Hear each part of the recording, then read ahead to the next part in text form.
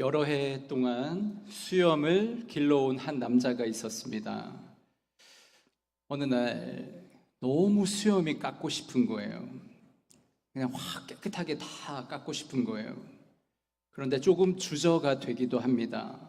친구나 동료들이 어떻게 생각할까? 혹시 비웃는 건 아니겠지? 이런 생각에 며칠 동안 심사숙고한 끝에 수염을 막상 깎으려고 하다 보니까 다 깎기는 너무 아쉽고 콧수염만 남겨두기로 했습니다. 그리고 다음 날 출근했어요. 주위 사람들이 나를 어떻게 생각할까? 마음의 준비를 단단히 하고 갔습니다.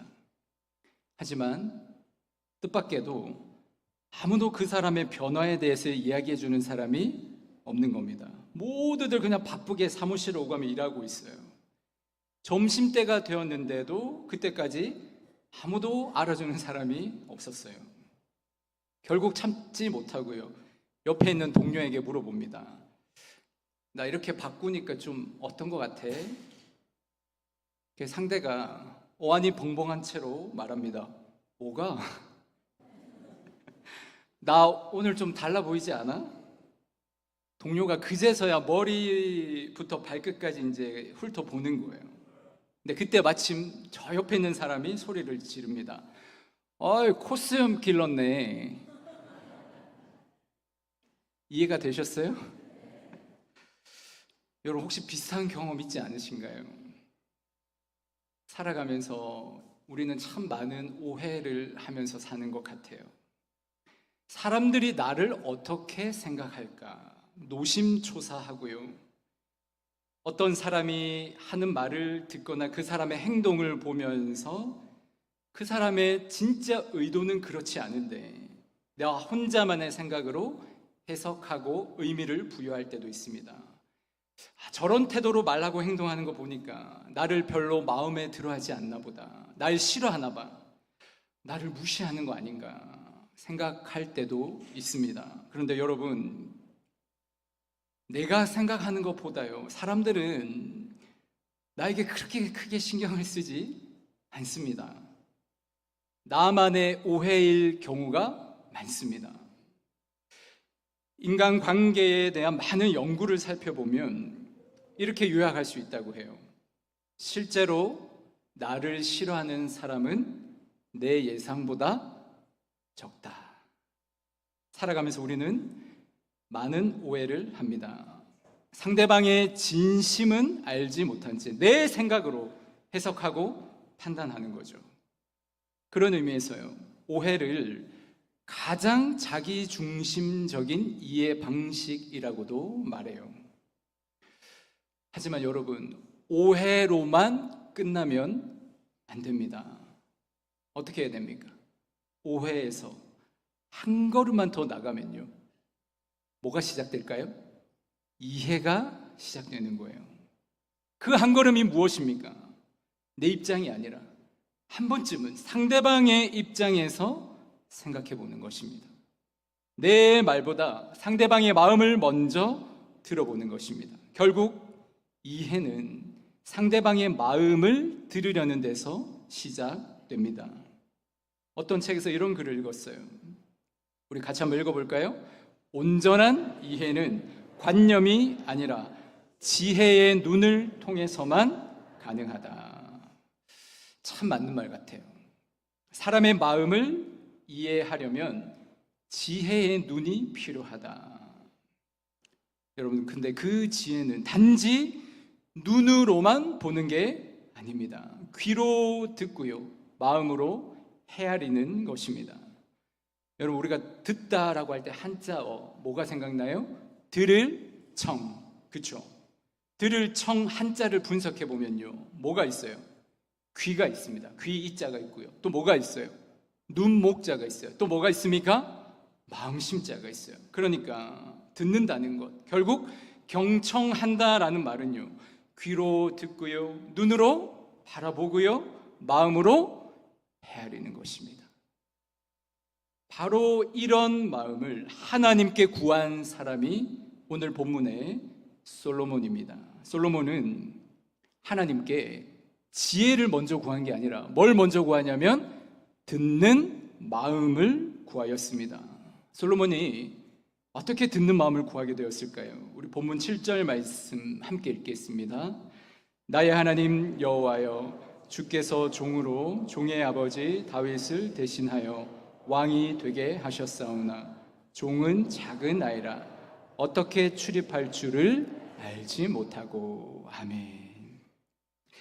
이스라엘의 가장 위대한 왕 다윗, 이 다윗 대왕을 이어서요, 어린 솔로몬이 이제 왕이 된 거잖아요. 아버지 다윗 대왕에 비하면 솔로몬 자신은요, 너무 작고 초라해 보이는 것입니다. 그래서 하나님 앞에 이렇게 고백할 수 없습니다. 하나님, 저는 작은 아이에 불과합니다. 왕으로서 모든 일을 어떻게 처신해야 하는지 잘 모릅니다. 솔로몬 자기 자신을 잘 알아요. 자신의 연약함을 누구보다 잘 알고 있습니다. 하지만 그 연약함에 머물러 있지 않고 어떻게 해요? 내 연약함을요, 정직하게 하나님 앞에 고백하고 있습니다. 그리고는 듣는 마음을 구하였습니다. 여러분, 성경에 듣는 마음, 히브리어로 레브 쇼메아라고 해요. 레브 쇼메아.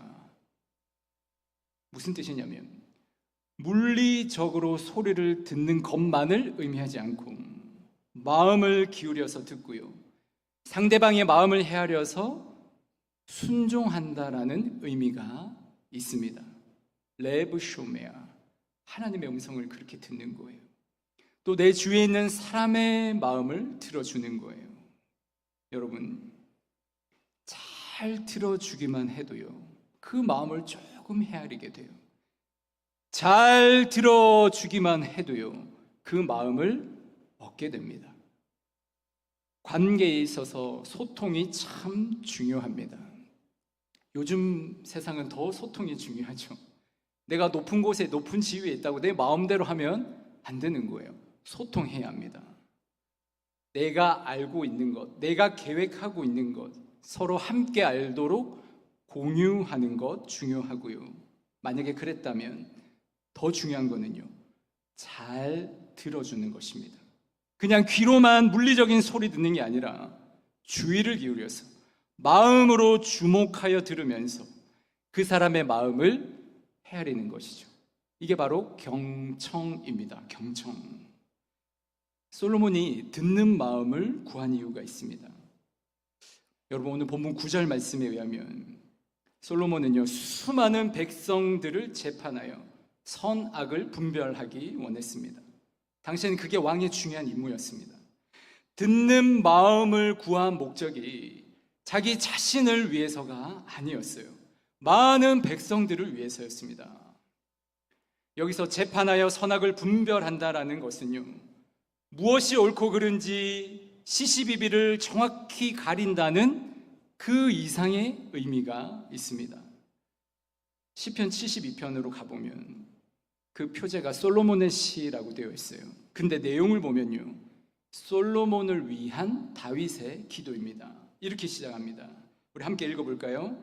하나님, 왕에게 주님의 판단력을 주시고 왕의 아들에게 주님의 의를 내려주셔서 왕이 주님의 백성을 정의로 판결할 수 있게 하시고 주님의 불쌍한 백성들을 공의로 판결할 수 있게 해 주십시오. 아멘.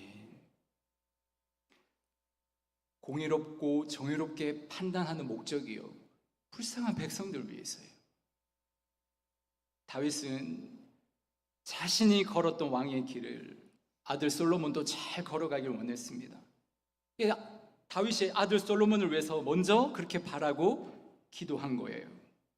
솔로몬도 아버지 다윗이 바라고 기도한 대로 그런 왕이 되는 것이 자신의 목표였습니다. 그가 듣는 마음을 구한 목적, 백성의 시시비비 정확하게 딱 부러지게 가려서 내가 정확하게 잘 재판해서 나 멋진 왕이 되겠다, 그게 아니라 가난하고 궁핍한 백성들, 압제당하고 억울한 백성들, 그들이 씨름하는 문제들을 끌어안고요, 공의롭게 정의롭게 선하게 해결해 주고 싶은 거예요. 무엇이 하나님이 원하시는 뜻인지를 잘 분별하여서 백성들을 바른 길로 인도하는 것, 그래서 백성들이 평화를 누리게 하는 것, 솔로몬이 듣는 마음을 구한 목적이었습니다. 여러분, 지금 월드컵이 한창인데 축구 경기 보십니까? 한국이 떨어져서 잘 안 보시나요? 여러분, 최근에 축구 경기에서도요, VAR 제도가 도입됐습니다. 뭐예요? 비디오 판독이죠. 심판이 놓칠 수 있는 장면을 여러 각도에서 다시 살펴보면서 최대한 공정한 판정을 내리기 위해서 도입하였습니다. 여러분, 경기장에요, 한 번의 오심이 승패를 바꿀 때가 있잖아요. 이번 월드컵에도 그렇죠. 연장전에 페널티킥 한 골로 승패가 나뉘는 적이 있었습니다. 그러니까 심판의 판정 하나가요, 승패를 좌우하고 선수들의 눈에 눈물도 흘리게 할 수 있어요. 그렇기 때문에 공정한 판단이 중요합니다. 선수들도 관중들도 심판에게 바라는 것은 한 가지입니다. 공정하게 판단해달라. 공정한 판단은요, 신뢰를 만듭니다. 그리고 신뢰가요, 평화를 만들어요. 여러분, 솔로몬이 하나님께 구한 것도 바로 이런 마음입니다. 사람을 이기기 위한 지혜가 아니라 사람을 살리는 공의로운 판단을 위해서 듣는 마음이 필요했습니다. 여러분, 공의롭고 정의로운 판단이 결국은 평화를 만들어냅니다. 솔로몬이 그것을 우리에게 보여줘요. 하나님께서 듣는 마음을 구한 솔로몬에게 지혜와 총명한 마음도 주셨습니다. 우리는 듣는 마음이 평화를 창조하는 이야기를 보게 됩니다. 솔로몬의 첫 번째 재판 이야기가 열왕기상 3장에 이어서 나오죠. 우리가 너무나 잘 아는 말씀입니다. 한 아기를 두고 창기 두 여인이 서로 자기 아기라고 주장합니다. 여러분, 그때 솔로몬이 어떤 판단을 내립니까? 아이를 반으로 정확하게 둘로 탁 나누어서 반은 이 여자에게, 반은 저 여자에게 주라고 합니다. 여러분 같으면 어떻게 하시겠습니까? 왕이시여, 반이라도 주십시오. 반만이라도 저는 가져가겠습니다. 만약에 그렇게 말한다면 진짜 엄마일까요? 아닙니다. 아이의 진짜 엄마라면 어떻게 반응하시겠습니까? 어떻게든 이 아이를 살리려고, 그렇죠? 여러분, 솔로몬이 이게 지혜인 거예요.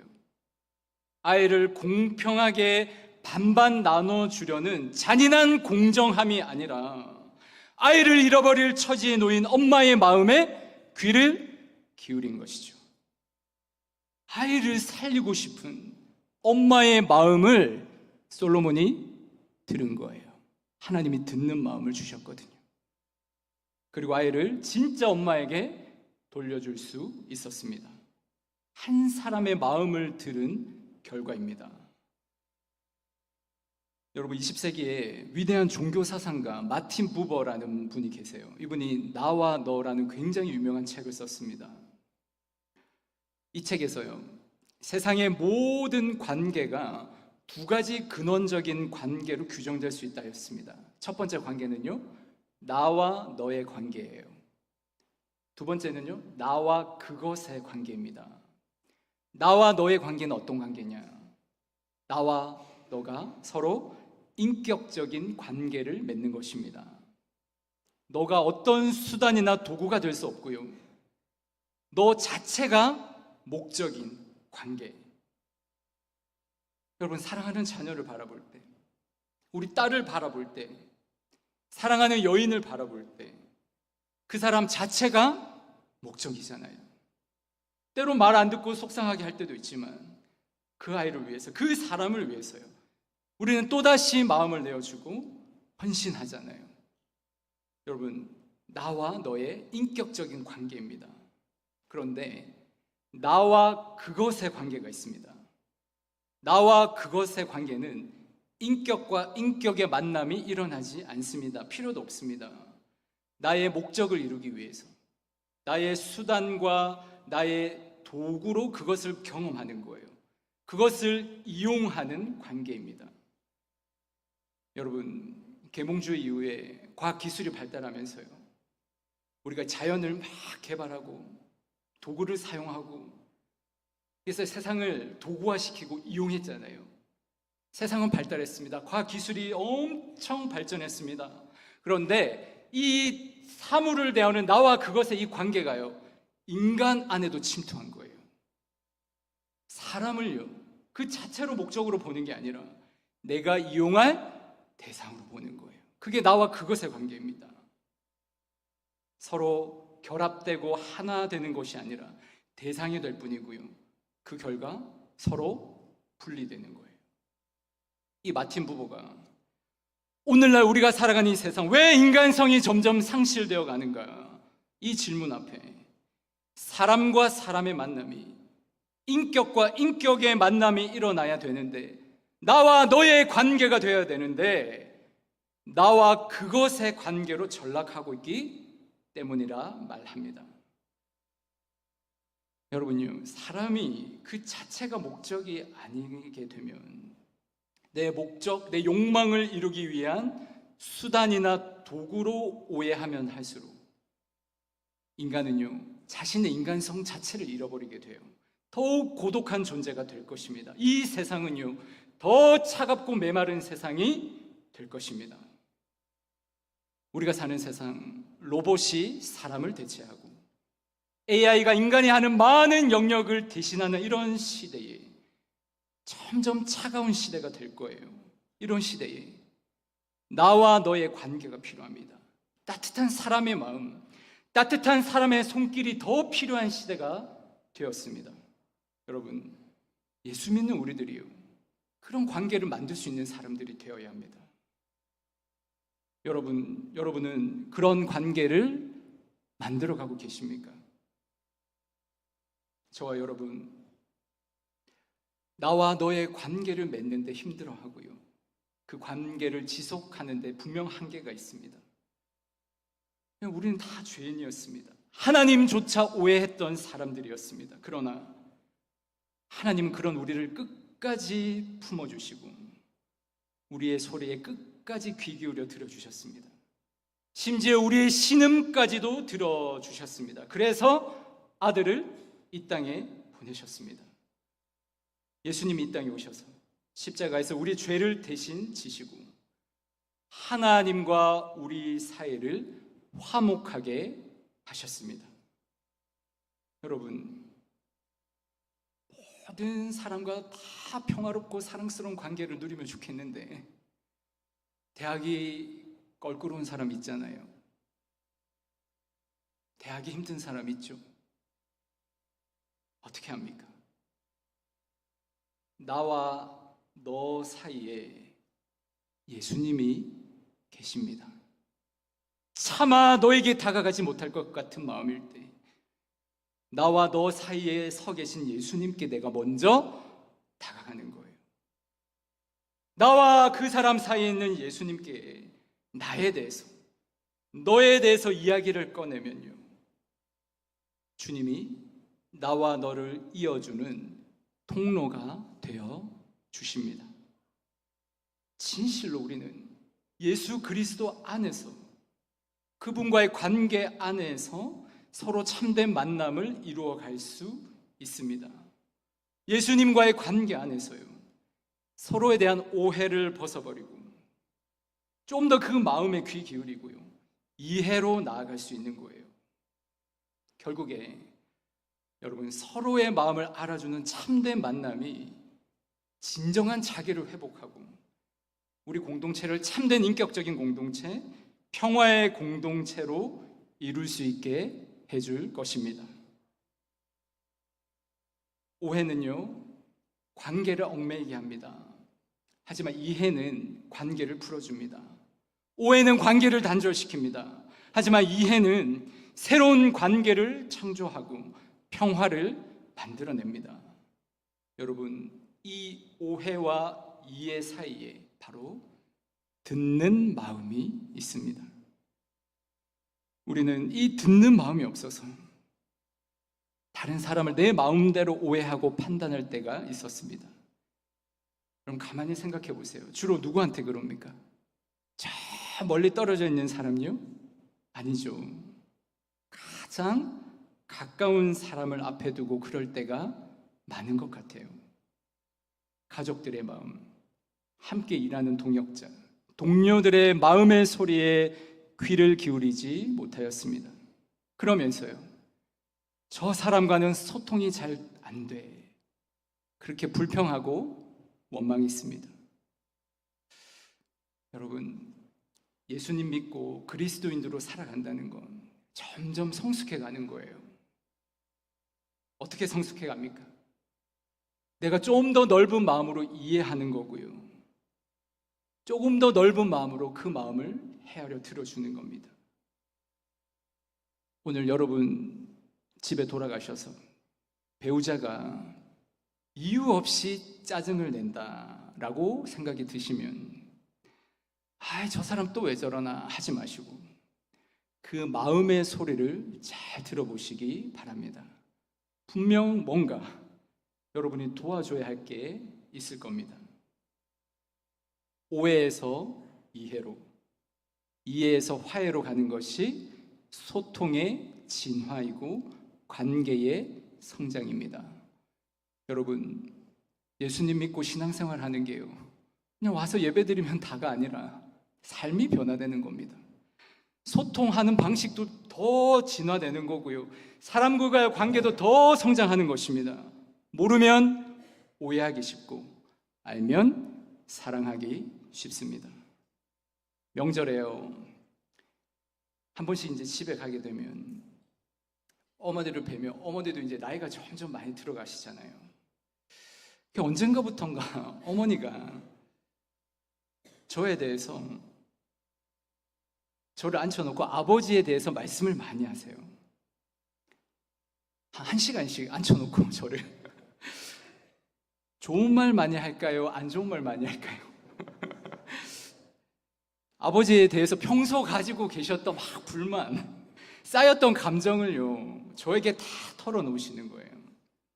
근데 처음에 그게 너무 싫은 거예요. 제가, 어머니 앉아보세요, 제가 목사인데 제가 객관적으로 판단해 보겠습니다. 어머니, 자, 이거는 보니까 어머니가 잘못하신 거예요. 이건 아버지가 잘못한 거 맞네요.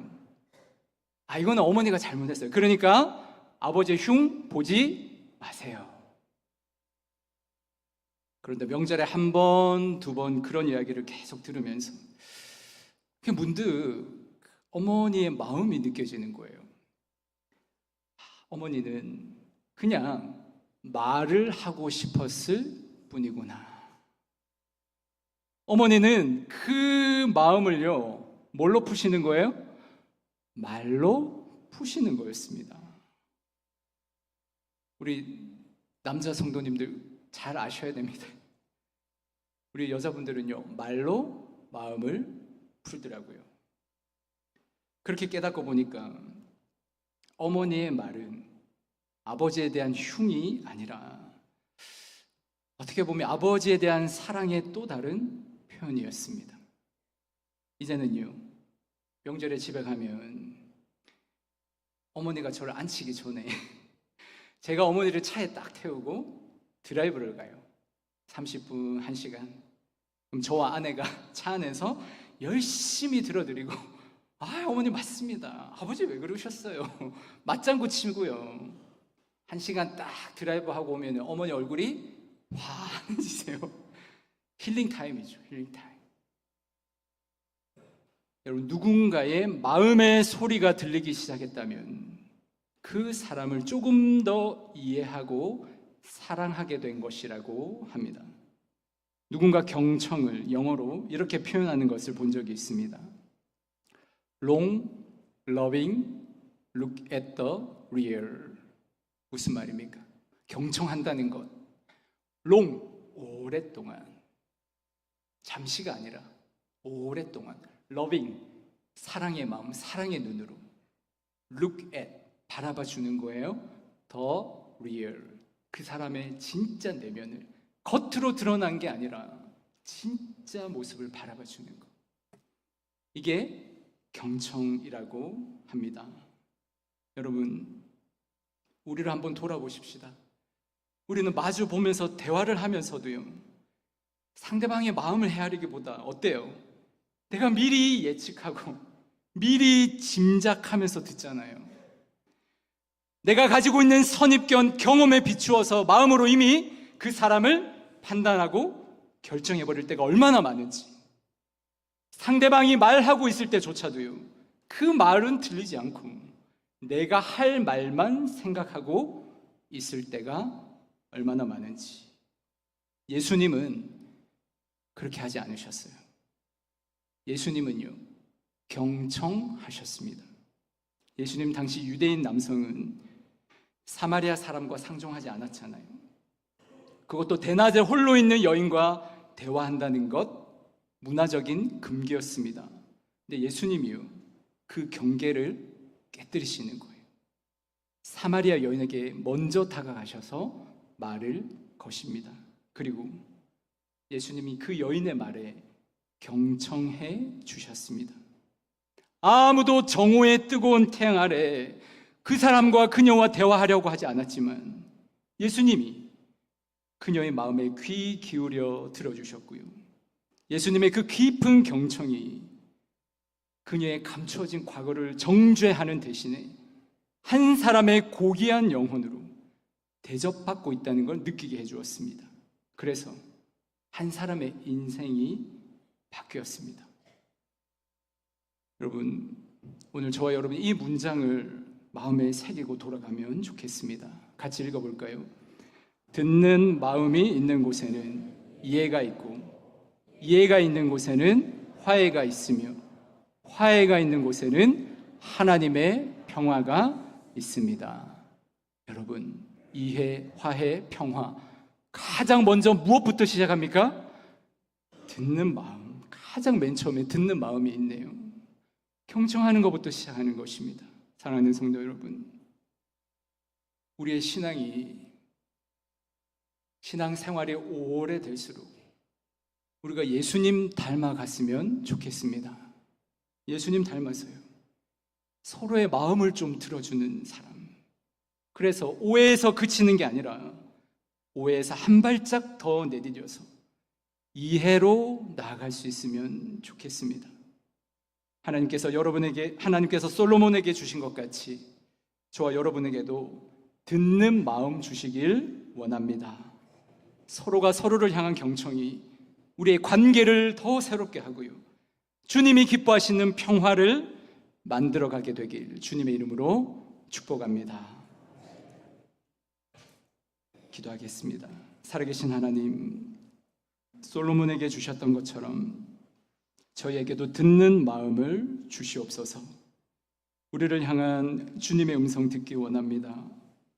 우리 주위 사람들의 마음에 귀 기울일 수 있기를 원합니다.